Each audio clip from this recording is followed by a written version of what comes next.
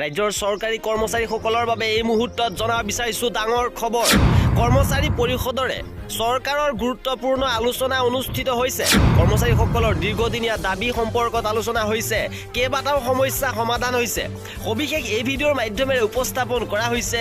ভিডিঅ'টো প্ৰথমৰ পৰা শেষলৈকে চাই থাকিব। নতুন পেঞ্চন ব্যৱস্থা বাতিল কৰি পুনৰ পুৰণি পেঞ্চন ব্যৱস্থা প্ৰৱৰ্তনৰ দাবী সন্দৰ্ভত চৰকাৰ ফালৰ পৰা অৱগত কৰে যে নতুন পেঞ্চন ব্যৱস্থাক অধিক পাৰদৰ্শী আৰু বিশ্বাসযোগ্য কৰি তুলিবলৈ কেন্দ্ৰীয় চৰকাৰে গভীৰভাৱে চিন্তা চৰ্চা অব্যাহত ৰাখিছে। বিত্ত মন্ত্ৰালয়ৰ অধীনত গঠিত এক উচ্চ পৰ্যায়ৰ সমিতিয়ে এই বিষয়ত কাম কাজ পুনৰীক্ষণ কৰি আছে। অসম চৰকাৰৰ ফালৰ পৰা এই দিশত এক ইতিবাচক মতামত কেন্দ্ৰীয় চৰকাৰক দাখিল কৰা হৈছে। লগতে নতুন পেঞ্চন ব্যৱস্থাৰ অধীনত একোজন কৰ্মচাৰীক 50% পৰ্যন্ত নিশ্চিত পেঞ্চন প্ৰদানৰ বিষয়টো বিবেচনা কৰি থকা হৈছে। প্ৰয়োজনত চৰকাৰ অংশ বৰ্তমানৰ 14%ৰ পৰা বৃদ্ধি কৰা হ'ব। এই সম্পৰ্কত অহা 2 মাহৰ ভিতৰত কেন্দ্ৰীয় চৰকাৰে অধিসূচনা জাৰি কৰাৰ সম্ভাৱনা থকাৰ বিষয়ে জানিবলৈ দি বিত্ত বিভাগৰ আয়ুক্ত সচিবে কয় যে তাৰ পৰৱৰ্তী পৰ্যায়ত ৰাজ্যিক কৰ্মচাৰী পৰিষদৰ লগত বিষয়টো আলোচনাৰ মাধ্যমেৰে সমাধান কৰা হ'ব। ইপিনে বিগত বহু বছৰ ধৰি ৰাজ্যিক কৰ্মচাৰীয়ে দাবী কৰি অহা বিনামূলীয়া চিকিৎসা সেৱা আঁচনি সংক্ৰান্তত মুখ্য সচিব বৰঠাকুৰে কয় যে অহা 2 অক্টোবৰত চিকিৎসা সেৱা আঁচনি এক নতুন ৰূপত মুখ্যমন্ত্ৰী ডক্টৰ হিমন্ত বিশ্ব শৰ্মাই মুকলি কৰিব। ইয়াৰ বাবে কেবিনেটে টোকা ইতিমধ্যে প্ৰস্তুত কৰিছে। লগতে কয় শিক্ষকৰ আৰ্জিত ছুটি বৃদ্ধি কৰা হ'ব। এই সম্পৰ্কত শিক্ষা বিভাগে প্ৰস্তাৱ পুনৰ বিত্ত বিভাগলৈ প্ৰেৰণ কৰাৰ বাবে সিদ্ধান্ত গ্ৰহণ কৰে। ইপিনে সকলো বিভাগৰ কৰ্মচাৰীৰ পদোন্নতিৰ ক্ষেত্ৰত গুৰুত্বপূৰ্ণ খবৰ আহিছে যে কৰ্মচাৰীসকলৰ পদোন্নতি নিশ্চিত কৰিবলৈ মুখ্য সচিব বৰঠাকুৰৰ তত্বাৱধানত এখন নিৰীক্ষণ কমিটি গঠন কৰা হ'ব। সকলো বিভাগত সেৱাবিধি প্ৰস্তুত কৰাৰ বাবে পাৰ্চনেল বিভাগৰ সচিবক আহ্বায়ক হিচাপে লৈ এখন সমিতি গঠন কৰা হ'ব। এই সমিতিয়ে সকলো বিভাগৰ সেৱাবিধি প্ৰস্তুতৰ বাবে নিৰৱচ্ছিন্নভাৱে কাম কৰিব।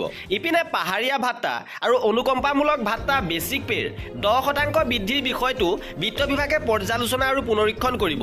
চিকিৎসালয়ত কৰ্মৰত তৃতীয় আৰু চতুৰ্থ বৰ্গৰ কৰ্মচাৰীসকলৰ বাবে কেন্দ্ৰীয় চৰকাৰ আৰ্হিত পেচেণ্ট কেয়াৰ এলাউন্স আৰু সকলো শিক্ষক বিষয়া কৰ্মচাৰী GIS বৃদ্ধিৰ বিষয়টো বিত্ত বিভাগে বিবেচনা কৰিব।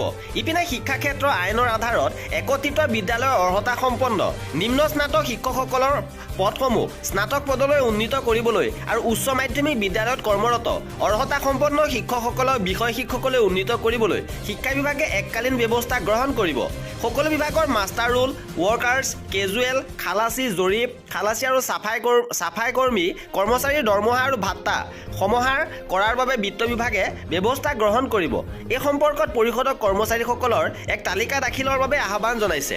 অসম ৰাজ্যিক কৃষি সামগ্ৰী বিপণন পৰিষদৰ বিষয়া কৰ্মচাৰীসকলৰ অনাদায় দৰমহা আৰু ৰাজ্যৰ শিক্ষক বিষয়া কৰ্মচাৰীসকলৰ বকেয়া আদায়ৰ ক্ষেত্ৰত বিত্ত বিভাগে প্ৰয়োজনীয় ধনৰ অনুমোদন দিব বুলি প্ৰকাশ কৰিছে। ইপিনে মধ্যাহ্ন ভোজনৰ ৰান্ধনীসকলৰ দৰমহা বৃদ্ধিৰ বিষয়টো শিক্ষা বিভাগে বিত্ত বিভাগৰ সৈতে আলোচনা কৰি সিদ্ধান্ত গ্ৰহণ কৰিব। তদুপৰি ঠিকাভিত্তিক শিক্ষক অতিৰিক্ত শিক্ষক আৰু ICT শিক্ষকসকলৰ চাকৰি নিয়মীয়াকৰণৰ বিষয়টো শিক্ষা বিভাগে বিবেচনা কৰি আছে। একেটা বিবৃতিতে পৰিষদৰ নেতাদ্বয়ে কয় যে কৰ্মচাৰীৰ দৰমহা আৰু পেঞ্চনৰ বিষয়টো ৰাজ্য চৰকাৰৰ অধীনৰ, গতিকে এই বিষয়ত চৰকাৰ সিদ্ধান্তই পৰিষদক আশ্বস্ত কৰিব পৰা নাই। সেয়েহে নতুন পেঞ্চন ব্যৱস্থা বাতিল কৰি পুৰণি পেঞ্চন ব্যৱস্থা পুনৰ বাহালৰ দাবীত কৰ্মচাৰী পৰিষদে ইতিমধ্যে ঘোষণা কৰা 7 অক্টোবৰত ৰাজ্যজুৰি ধৰ্মঘটৰ কাৰ্যসূচী পালন কৰা হ'ব। আৰু এনেধৰণৰ কৰ্মচাৰীসকলৰ সকলো খবৰ পাই থাকিবৰ বাবে আমাৰ চেনেলটো ছাবস্ক্ৰাইব কৰি ৰাখিব।